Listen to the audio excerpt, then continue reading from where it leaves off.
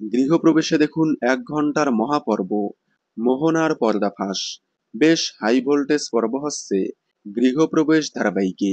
ধারাবাহিকটি বেশ জমে উঠেছে।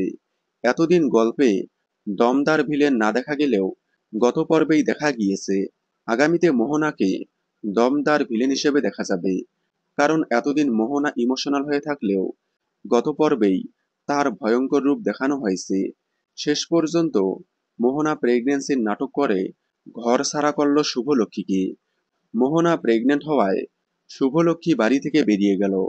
তবে আবারও ফিরে আসবে শুভ। মোহনার পর্দা ফাঁস করতে আবারও ফিরে আসবে। রিমেক অনুযায়ী মোহনার প্রেগন্যান্সির জন্যই তার সাধের অনুষ্ঠান করা হবে। এই সাধের অনুষ্ঠানে সবাই জানতে পারবে যে মোহনা আসলে প্রেগনেন্ট নয়। সে আদির জীবন থেকে শুভকে সরানোর জন্যই এই নাটক করেছে। তবে এবার প্রেগনেন্ট না হলেও পরে আবারও প্রেগনেন্ট হবে মোহনা।